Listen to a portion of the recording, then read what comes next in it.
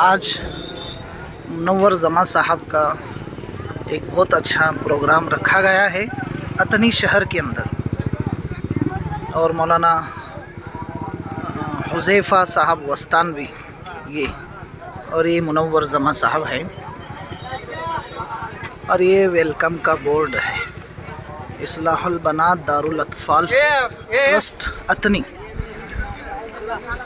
तो चलिए आज आपको भी इस प्रोग्राम में शरीक करते हैं।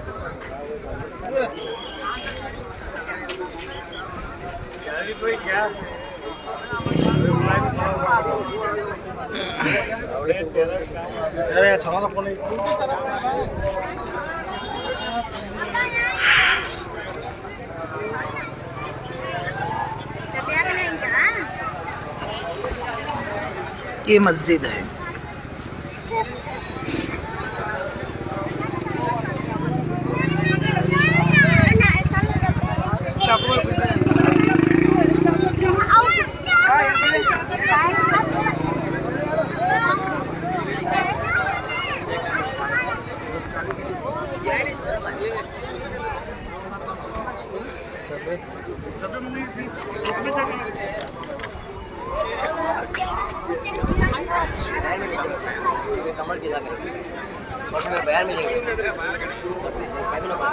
चल जो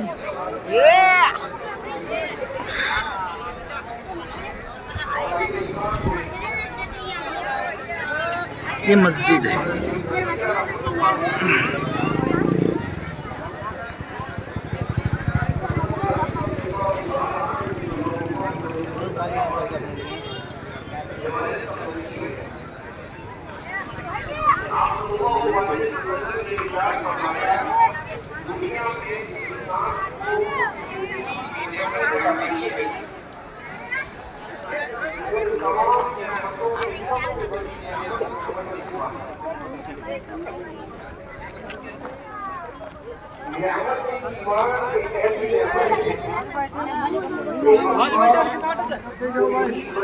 ये देखिए मिसवाक बेची जा रही है।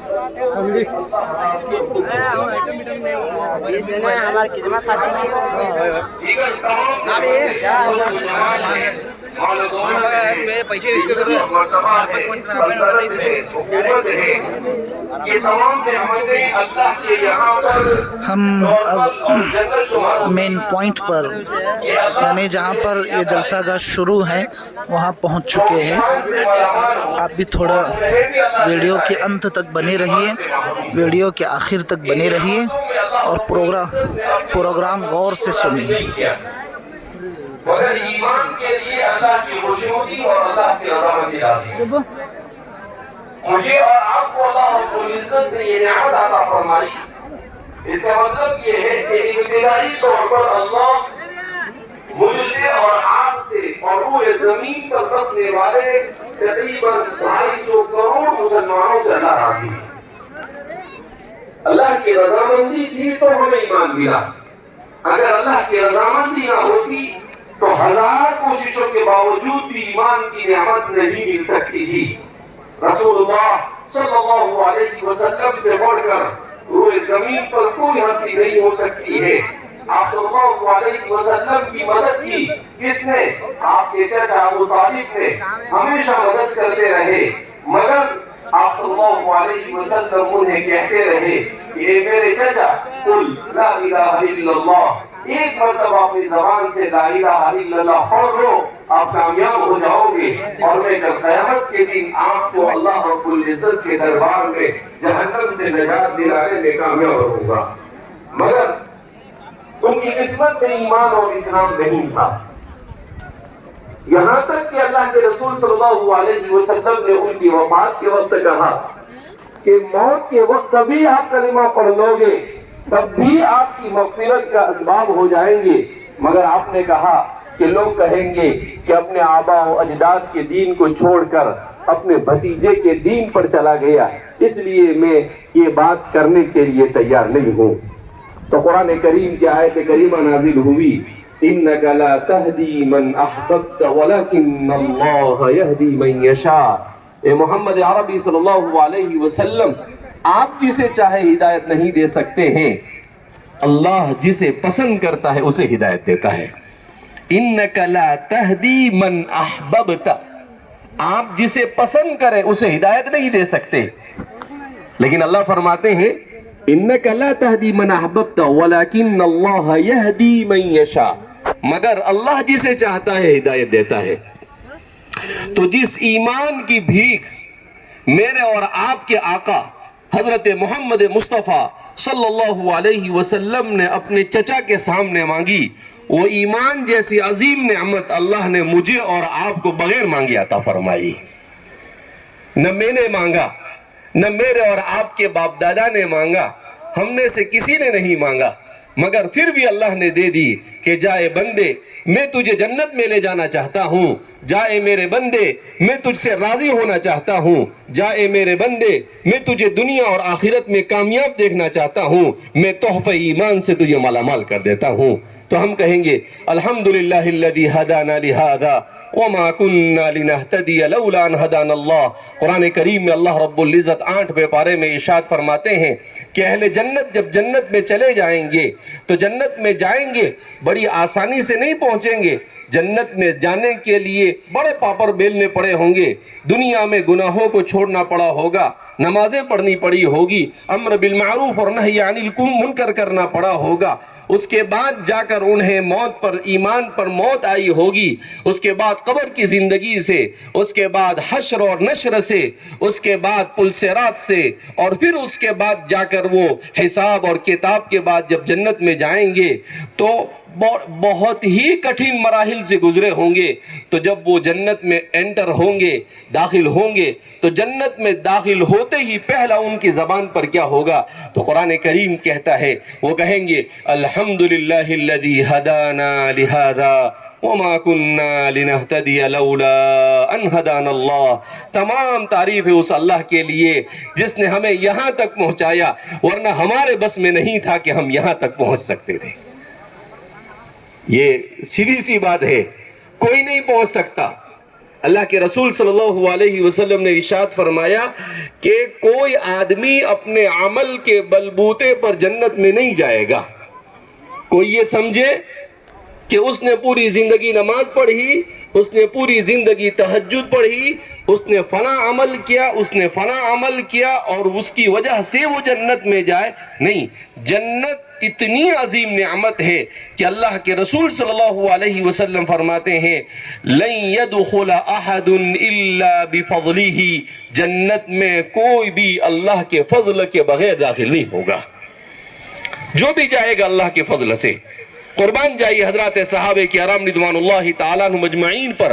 صحابہ نے کہا ولا انت یا رسول اللہ، اے اللہ کے رسول صلی اللہ علیہ وسلم کیا آپ بھی جنت میں اپنے عمل کی بلبوتے پر نہیں جائیں گے؟ کہا ولا انا، میں بھی اپنے عمل کی وجہ سے جنت میں نہیں جاؤں، الا ان یتغمدنی اللہ برحمتہ، ہاں مگر یہ کہ اللہ اپنی رحمت اور اپنے فضل سے مجھے جنت میں داخل کر دے۔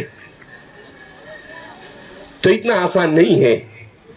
حدیث پاک میں رسول اللہ صلی اللہ علیہ وسلم نے ارشاد فرمایا کہ ایک آدمی اللہ کے دربار میں بنو اسرائیل کا لایا جائے گا، بہت عبادت کی ہوگی، ایک روایت کے مطابق اس نے 400 سال عبادت کی ہوگی، ایسی عبادت کی ہوگی کہ ایک لمحے اور ایک سیکنڈ کے لیے بھی اللہ کی عبادت سے غافل نہیں ہوا ہوگا۔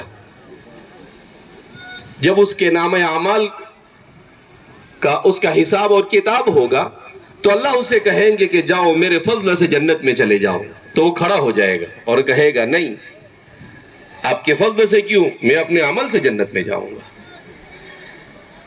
اللہ اس امت کو بتانا چاہتا تھا کہ کبھی بھی اپنی نیکی اور اپنے عمل صالح پر اترانا نہیں، کبھی بھی اسے بھاری مت سمجھنا، اس لیے کہ ایک کبر تو وہ ہوتا ہے جو فرعون کی طرح اور شیطان کی طرح، لیکن اس سے زیادہ خطرناک ایک کبر یہ ہوتا ہے کہ انسان نیکی کر کر اپنے آپ کو ساہوکار سمجھنے لگے اور یہ سمجھنے لگے کہ میں بہت بھاری ہوں، مجھ سے زیادہ متقی زمین پر کوئی نہیں ہے۔ اس کو کہا جاتا ہے کبر فی الطاعہ، اطاعت کا کبر۔ یہ کبر دوسرے تمام کبر سے زیادہ خطرناک ہے۔ وہ بنو اسرائیل کا فرد اسی کبر میں مبتلا ہوگا تو اللہ سے کہے گا کہ نہیں، میں نے 400 سال تک عبادت کی اس لیے میں جنت میں جاؤں گا۔ اللہ کہیں گے چلو ٹھیک ہے جاؤ۔ اب اللہ تو علی کل شیء قدیر، ہر چیز پر قادر ہے۔ اللہ رب العزت وہاں پر موسم ایسا بنا دیں گے کہ وہ جنت کی طرف جا رہا ہوگا، اچانک اسے پیاس لگے گی، اتنی شدت سے پیاس محسوس ہوگی کہ وہ اپنا ایک دوسرا قدم آگے بڑھا سکے گا نہیں۔ کیوں؟ اس لیے کہ اللہ اس کے ارد گرد ٹیمپریچر کو اتنا گرم اور اتنا شدید کر دے گا کہ وہ پیاس سے دوچار ہوگا۔ وہ کہے گا مجھے ایک گھٹ پانی پہ چاہیے، تو اللہ کہیں گے کہ ایک گھٹ پانی ملے گا 100 سال کی عبادت پر۔ کتنا؟ 100 سال۔ تو کہے گا کوئی بات نہیں، اب وہ سودا ہو جائے گا، وہ 100 سال کی عبادت دے گا، ایک گھٹ پانی پیے گا، پھر آگے بڑھے گا۔ اب 300 سال کی عبادت بچی ہے، پھر وہ آگے بڑھے گا، پھر پیاس لگے گی، کہے گا پانی چاہیے، کہا 100 سال کی عبادت اس کی قیمت ہے ایک گھٹ کی۔ ابھی 4 قدم چلے گا وہاں تک کہ 400 سال کی عبادت کیا ہو جائے گی؟ ختم ہو جائے گی۔ اس کے بعد اللہ کہیں گے کہ جاؤ اب جنت میں کیسے جاتے ہو، اپنے عمل سے جا کر بتاؤ۔ تو اللہ رب العزت کے فضل سے ایمان اور اسلام مجھے اور آپ کو اس فتن دور میں ملا ہے۔ اب اللہ سے یہ دعا کرنا ہے کہ یہ ایمان اور اسلام ہمارے ساتھ موت تک رہے۔ اس لیے کہ یہ ضروری نہیں ہے کہ مل گیا، اس کا مطلب یہ ہے کہ نحن ابناء اللہ و احباؤہ۔ یہودیوں کو بھی ایمان ملا تھا مگر وہ اپنے ایمان پر اترانے لگے اور کہنے لگے نحن ابناء اللہ، ہم تو اللہ کے بیٹے ہیں، و احباؤہ، ہم تو اس کے چہیتے ہیں، لہذا اس بنا پر ہمارے آگے تو کوئی نہیں جا سکتا ہے۔ اللہ رب العزت نے کہا ضربت علیہم الذلۃ والمسکنہ، کہا اچھا تم یہ سمجھتے ہو کہ تم ہی ہو، تمہارے علاوہ کوئی نہیں؟ اللہ کہتے ہیں کہ نہیں، میں تو انصاف کرنے والا ہوں۔ تم اگر یہ سمجھتے ہو کہ تم اللہ کے چہیتے ہو، نہیں، میری ساری مخلوق میری بنائی ہوئی ہے، سب میرے ہی چہیتے ہیں۔ تلک امانیہم ولا امانی اہل الکتاب، اللہ فرماتے ہیں کہ ان کی تمنائیں اور تمہاری تمنائیں امت مسلمہ صرف آرزو اور تمناؤں پر جنت نہیں ملنے والی ہے، اللہ کی رضامندی نہیں ملنے والی ہے۔ اس کے لیے انسان کو پاپڑ بیلنے پڑیں گے، اپنے ایمان کو موت تک بچا کر لے جانا پڑے گا، اعمال صالحہ کو اخلاص و للہیت کے ساتھ کرنا پڑے گا، اللہ رب العزت کی رحمت اور فضل کو ہمیشہ مستحضر رکھنا پڑے گا، اللہ کی مخلوق کو تکلیف نہ پہنچے اس کی کوشش اور فکر کرنی پڑے گی۔ یہ ساری چیزیں اپنی اولاد کی صحیح تعلیم و تربیت کی فکر کرنی پڑے گی۔ انسان بن کر، مومن بن کر، مسلمان بن کر جتنی ذمہ داریاں اسے سونپی گئی ہے، ان تمام ذمہ داریوں کو جب وہ ادا کرے گا تب جا کر ایمان اور اسلام موت تک باقی رہے گا۔ اور جب یہ موت تک باقی رہے گا تو اللہ کے رسول صلی اللہ علیہ وسلم نے ارشاد فرمایا من کان آخر کلامہ لا الہ الا اللہ دخل الجنہ، جو اس دنیا سے رخصت ہو رہا ہوگا اور اس کی زبان سے لا الہ الا اللہ جاری ہو رہا ہوگا، دخل الجنہ، وہ سیدھا جنت میں داخل ہو جائے گا۔ مگر اتنی آسانی سے موت کے وقت زبان پر کلمہ نہیں آتا ہے جتنا آسان میں نے اور آپ نے سمجھ رکھا ہے۔ ایک بہت بڑے سرجن ڈاکٹر نور محمد نور، انہوں نے کتاب لکھی ہے کیا آپ موت کے لیے تیار ہیں؟ اس میں انہوں نے اپنے مشاہدات کو جمع کیا ہے۔ ان کے پاس چونکہ وہ ایمرجنسی ڈپارٹمنٹ میں تھے، ایسے ڈپارٹمنٹ میں تھے جہاں پر بالکل بہت کرٹیکل اور بہت زیادہ سیریس کیس ہوتا تھا وہی آتا تھا۔ وہ جماعت سے منسلک تھے، تبلیغ جماعت سے منسلک تھے، تو بہت سارے لوگوں کو ان کے سامنے موت آئی، تو انہوں نے ان تمام اپنے سامنے مرنے والے لوگوں کے کچھ دنوں کے بعد ان کے ذہن میں خیال آیا کہ ان لوگوں کے قصے لکھنے چاہیے مجھے. تو انہوں نے ان کے قصے لکھنا شروع کیا اور وہ ایک کتاب کی شکل اختیار کر گئی. انہوں نے کسی عالم سے کہا کہ بھئی میں نے یہ قصے لکھے ہیں، ذرا اس کو کتاب کی شکل میں مرتب کر دو. تو انہوں نے اس کو کتاب کی شکل میں مرتب کیا. اس میں بہت اچھا کام کیا جنہوں نے بھی کیا کہ انہوں نے کہا کہ اللہ کے رسول صلی اللہ علیہ وسلم نے ارشاد فرمایا ہے کہ صرف یہ نہیں ہے کہ آدمی کی زبان پر کلمہ کب جاری ہوتا ہے. تو فرماتے ہیں کہ جو آدمی ایمان عمل صالح کے ساتھ پوری زندگی گزارتا ہے اخلاص کے ساتھ، تو اس کی زبان پر کلمہ جاری ہوتا ہے. اور جو اپنی زندگی میں ان چیزوں کو پسند نہیں کرتا، اس کی زبان پر کلمہ جاری نہیں ہوتا ہے. انسان کی جو سب سے فیورٹ چیز ہوتی ہے، جس کو انسان زندگی میں سب سے زیادہ پسند کرتا ہے، اللہ کا قانون یہ ہے، حضور نے بھی فرمایا ہے تموتون کما تحیون وتحشرون کما تموتون، کہ جیسی زندگی گزاری ہوگی ویسی موت آئے گی، اور جیسی موت آئے گی کل قیامت کے دن اسی حالت میں اٹھائے جاؤ گے. تو اب وہ فرماتے ہیں کہ اتنے حیرت انگیز واقعات اس میں انہوں نے لکھے ہیں.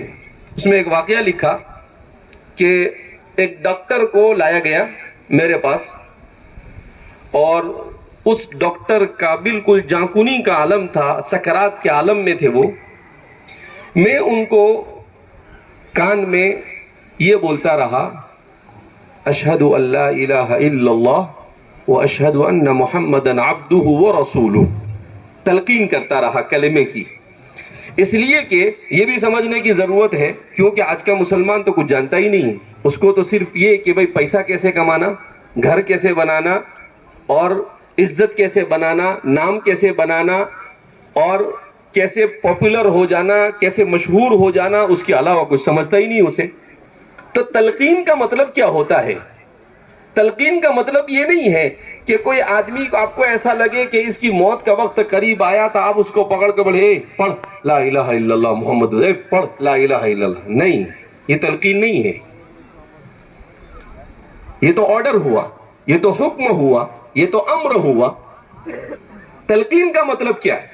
تلقین کا مطلب یہ ہے کہ اس کے سرہانے پر بیٹھ کر اشہد ان لا الہ الا اللہ و اشہد ان محمد رسول اللہ آپ پڑھتے رہیں. اگر اس کے مقدر میں ہوگا، اس نے زندگی اچھی گزاری ہوگی، اللہ کو اس کا کوئی عمل پسند آ گیا ہوگا، تو اللہ رب العزت اس کی زبان سے کلمہ پہلوا دیں گے. اور اگر اس کی زندگی اچھی نہیں گزری ہوگی، اللہ کو اس کی کوئی ادا ناپسند آئی ہوگی، تو وہ چاہ کر اور ساری دنیا چاہ کر بھی اس کی زبان سے کلمہ نہیں کہلوا سکتے. تو تلقین کا مطلب یہ ہوتا ہے کہ آپ اس کے قریب میں بیٹھ کر آپ خود اپنی زبان سے کلمے کو پڑھتے رہے بس. اب اس کے مقدر پر ہے کہ وہ اس نے کیسی زندگی گزاری ہے، اور اس کے مطابق اللہ رب العزت نے اس کے لیے کیا فیصلہ کیا ہے.